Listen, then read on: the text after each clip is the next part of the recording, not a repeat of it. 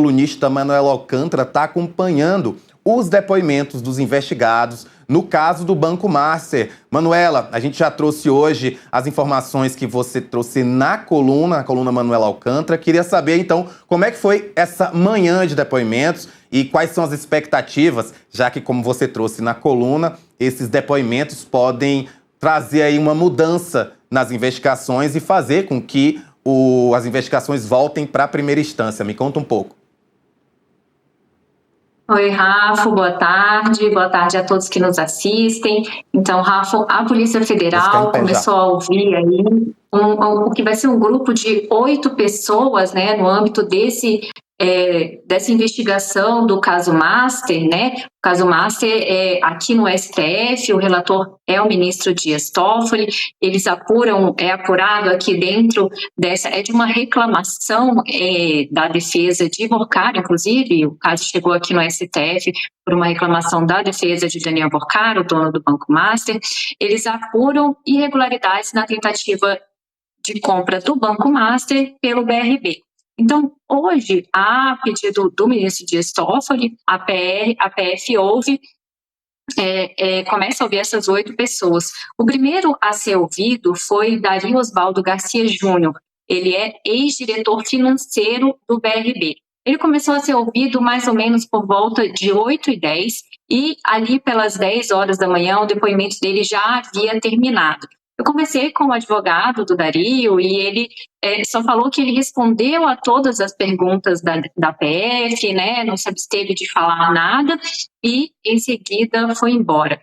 Esses depoimentos de hoje, Rafa, eles acontecem por videoconferência, mas essa videoconferência, ela é feita aqui por um delegado da PF, né, mas tudo dentro de um gabinete aqui, das salas aqui no STF. Então, a gente fala que é feito no STF, mas pela Polícia Federal, que conduz aí essa parte das investigações, que o ministro Dias Toffoli deu até ali 60 dias para que essas investigações sejam conduzidas pela Polícia Federal. Hoje, logo após o Dario, estava previsto de ser ouvido André Felipe de Oliveira. Ele era também ligado ao caso Master, mas as informações preliminares que nós temos é que a defesa pediu para a PF adiar esse depoimento e também para adiar o depoimento que estava previsto agora para as 14, que era de Henrique Souza e Silva Pereto, que é ali um dos proprietários da Tirreno, né, que era essa empresa ali que o Banco de Brasília acabou fazendo essas transações, né, quando teve essas conversas com o Master, né, o BRB, até Paulo Henrique, ex-presidente, alegou que não sabia que estava comprando aí créditos da Tirreno, né, que seria aí o que Henrique Souza Pereto traria nesse depoimento de hoje. Mas aí a defesa pediu para adiar, porque disseram que não tiveram acesso ao processo. A Polícia Federal ainda analisa esse pedido da defesa e a gente vai aguardar aí até um pouquinho mais à tarde para saber se isso vai ser aceito. Mas, Rafa, esses depoimentos de hoje, eles são essenciais aí para a continuidade desse processo. Esse processo está sendo muito questionado, Rafa. A gente trouxe aqui até a coluna de Andresa Matais, trouxe uma série de casos, de relações, né, do ministro relator desse caso, com alguns fundos, com propriedade de um resort, o Taiaiá, né, localizado ali no Paraná. Houve também ali a suspeita de uma viagem do ministro Dias Toffoli a Lima, no Peru, com um dos advogados, né, de um dos investigados no caso, e esse caso tem provocado alguns desgastes aqui no STF. Então, é cogitada aí que ele desça para a primeira instância, né, para que saia da relatoria do ministro Dias Toffoli, para que essa sombra, né, que está pairando aqui sobre o STF, que fez até o ministro Luiz Edson Fachin, presidente da corte, voltar antes das férias para tentar aí, dar força a um código de conduta. esses depoimentos vão influenciar numa decisão do ministro Dias Toffoli. O que acontece? A PGR já disse que contra a saída dele do caso como relatoria, que, né, o ministro Dias Toffoli deve ficar conduzindo o caso. O ministro Edson Fachin também já disse que não é de prerrogativa do presidente retirar ministro de relatoria. Então, agora, o ministro Dias Toffoli, eu trago essa notícia na coluna de hoje também, o ministro Dias Toffoli tem conversado com interlocutores para ver o que acontece daqui para frente.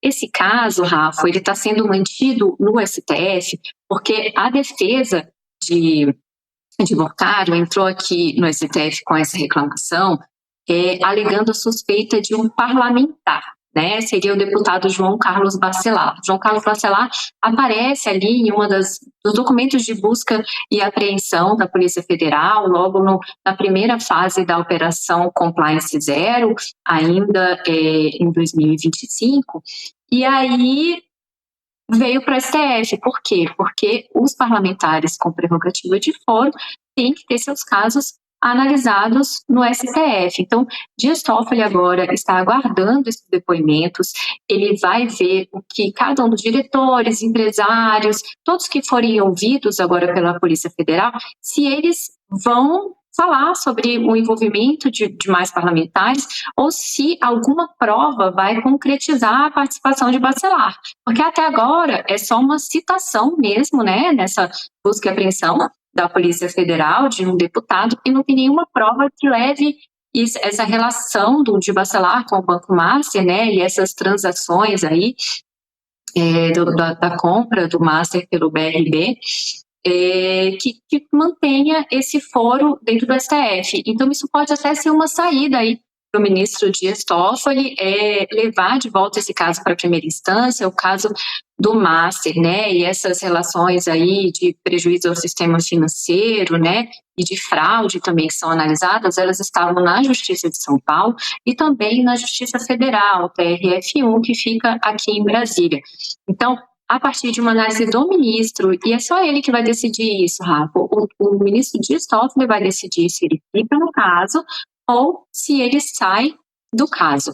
Então, a partir desses depoimentos que ocorrem hoje, amanhã eles continuam também, mais 4 pessoas serão ouvidas amanhã, já começa logo amanhã de manhã, e ele vai esperar esses desdobramentos, a instrução do caso, para decidir se fica ou se declina a competência para a primeira instância.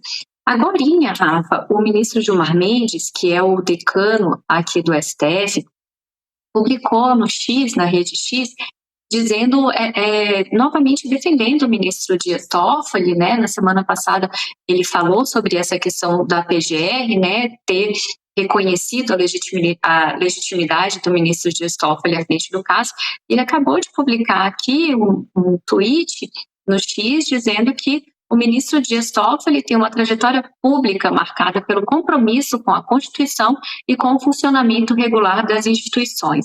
Então, aqui ele cita de novo aí esse pronunciamento da Procuradoria-Geral da República, né, dizendo que sua atuação observa os parâmetros do devido processo legal e foi objeto de apreciação da PGR, que reconheceu a regularidade de sua permanência no caso. Então, ele fala aí que deve-se ainda preservar a independência judicial e o respeito às instâncias institucionais. Aí aqui, quando ele fala das instâncias institucionais, ele está se referindo também a essa questão do foro, né, de prerrogativa, de qual a competência do STF, que é a nossa Corte Constitucional, né? Então, ele fala muito sobre essa questão do diálogo republicano e também de que a sociedade tenha confiança nas instituições. Dentro desse caso, Rafa, do Master, houve aí o ministro Dias Toffoli deu uma decisão. Agora, em janeiro, houve a segunda fase da Operação Compliance Zero e foram apreendidos celulares, computadores, algumas provas nesse caso, né, envolvendo ali grandes empresários como Nelson Tanuri também, né, Daniel Boccaro, familiares de Daniel Boccaro. Então ali é toda uma teia que pode ter fraudado, né, aí o sistema. Oi, Rafa, você me ouve? Ah, a gente perdeu a conexão com a Manuela? Não, eu Ah, queria saber se você me ouve. tô te Estava escutando, pode falando aqui continuar. que teve aí um problema nessa decisão do ministro Dias Toffoli, Rafa, que foi quando, dentro dessa operação, ele decidiu que as provas ficariam sob a tutela do STF.